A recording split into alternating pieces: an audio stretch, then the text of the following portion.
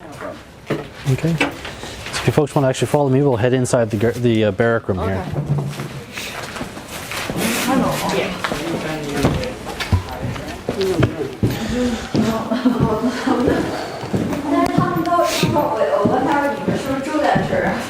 So if you like, you're welcome to sit down on the beds or the benches. It's completely up to you. You're welcome to stand as well if you like.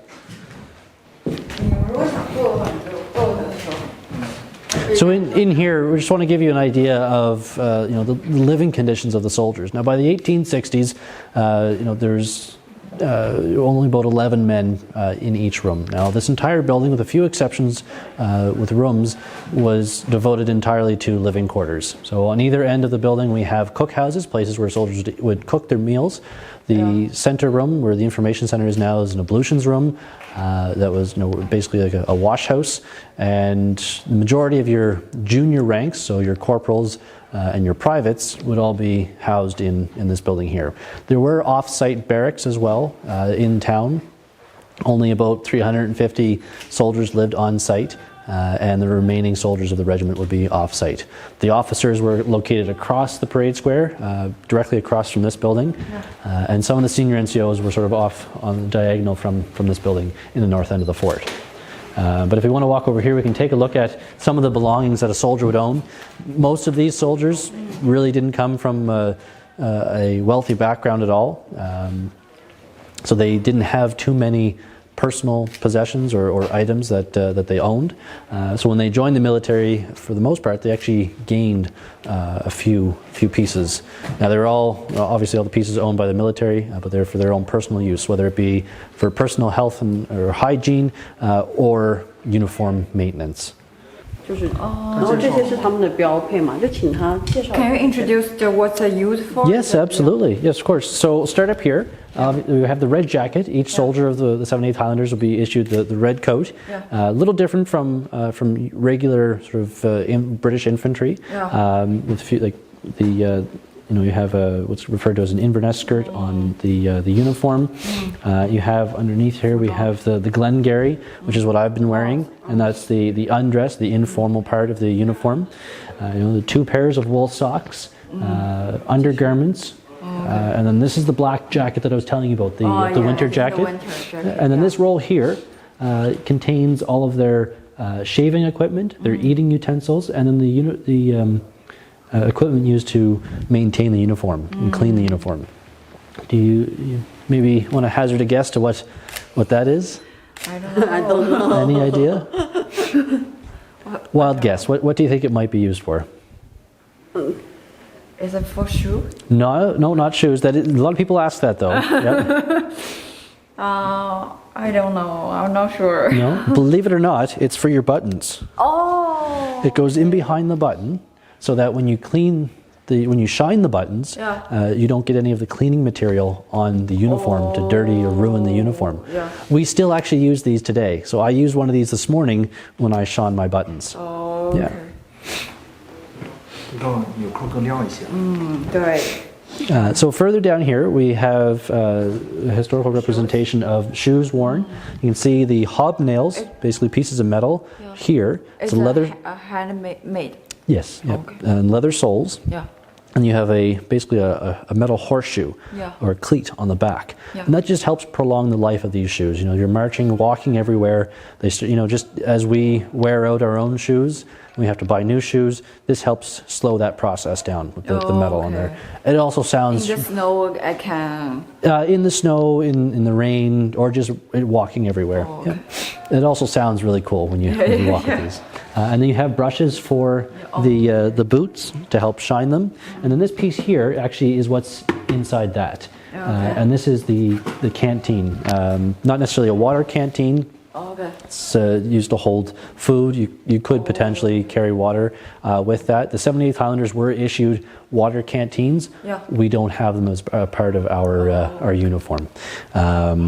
The knapsack, this here is basically a backpack. It's the modern terminology for it. It's a knapsack. You're welcome to pick it up and see how heavy it is. But everything that the soldier was not wearing, and when they were moving from place to place, they would put all of their belongings in that. So that includes a wool blanket on the outside as well. 所以说这个就是它的冬季的外套，然后这些是用来就是整理它的外套的那些东西，然后这是洗刷就是鞋的，然后这个外套其实挺薄的，冬天。这个是他们的背包。对他们就是如果是改变住所的时候，才会用到这个。这些都是装食物的。我刚看到士兵他是有背着一个这样的包，是把饭盒一起对，放食物啊、饭啊什么乱七八糟的东西。Do you have any questions at all about the room? 可以介绍他那个帽子吗？我觉得那个帽子好像很有特点。Oh, can you? Yes, can of you course. just you? So this is the feathered bonnet. So just like the soldiers at the front gate were wearing. 它上面都是羽毛，是吗？ It's a real? No, not real feathers, but historically the black was ostrich and the white was African vulture. 它是这样。 Yeah, so to wear it properly, you want to turn it around like that, and it goes on top of your head. There you go. 好可爱啊！这样像士兵吗？对啊，接下来。然后我看他们的手势也是有那个要求的，他们会把手就是很笔挺的那样放着。对这样的他有介绍过吗？没有。站到它旁边会有注意。你站在一起。 Yeah, so your arms are straight down by your side, and then your hands just like that, exactly. 有点像吗？要这样，还要注意旁边。 So how do you? Yeah, so it's just like walking. There's not much difference, but you want to make sure that your entire body is nice and straight, and you walk in a straight line. So 就 you 是 just 你要直走就行吧，步伐是直走就行。这个帽子非常的沉，其实很沉，所以他们进屋就要把帽子摘下来的。这个帽子很沉。那这个帽子要求要这样拿吗？Thank you。好像 You're welcome. 他们进门就要这样。 Did you want to try it on? Yeah. 然后呢？哇，好沉，真的好沉，是吧？哦，特别沉，是吧？就感觉头是不能动的，对，但是就感觉像就是中国的那个带着两个那个旗的那种，很有艺术感。对，你戴着挺好看的，你应该弄个这种卷，野性一点的。 Thank you. You're welcome. Did you have any more questions at all? No, thank you. Okay. All right, we'll head outside, back onto the porch. 有点冷。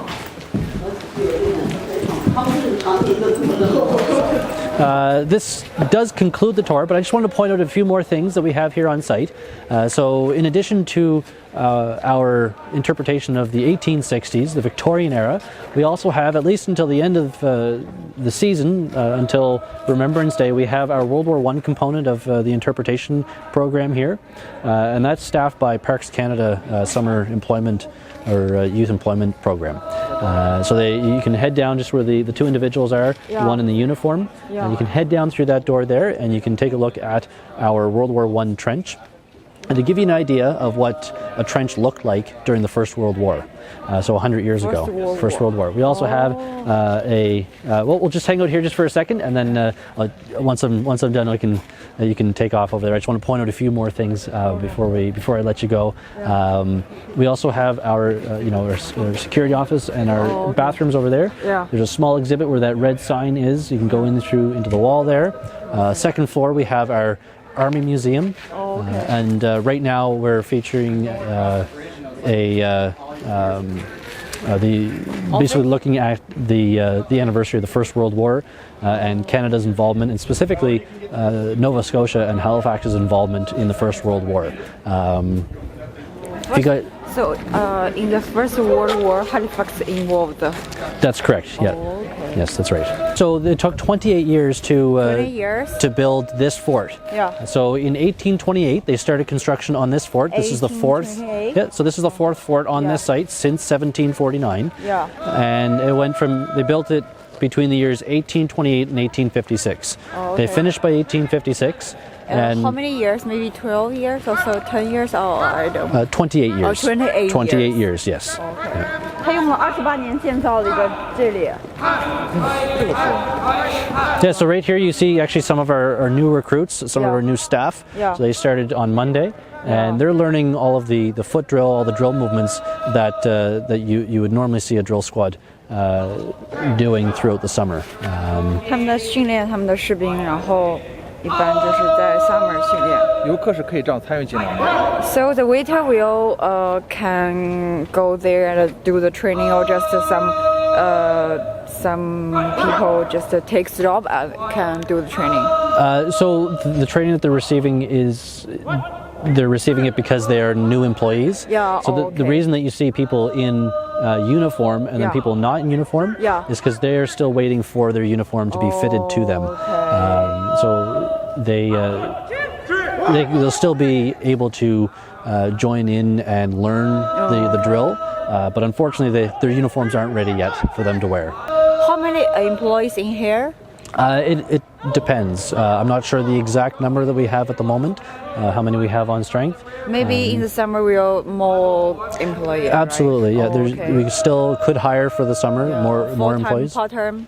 It's full time through the summer, Okay. and then through the fall, Yeah. the autumn, we will employ people part time depending on what their school schedule is. Because some people that do work here that are employed here Yeah. are high school or university students. So our high school students might just work on the weekends, Yeah. and then our university students may work whenever whenever they're able to. Yeah. 这一般是学生，就是高中生和大学生来工作，然后他夏季的时候会多，然后冬季的时候可能根据不同的时间段来招人。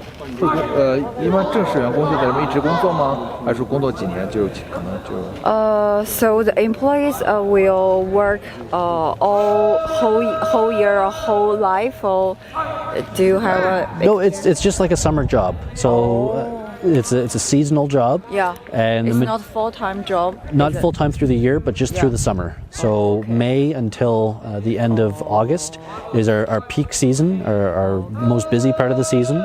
You are also a seasonal job, right? Not a full-time. That's correct. Yes. 听一下他的名字吧，然后到时候分不成。 Can you tell me your name? We can put some word in your Yes, of course. So my first name is Ryan, drawing. and my last name is Harnish. Okay, Thank you so You're very much. welcome. My pleasure.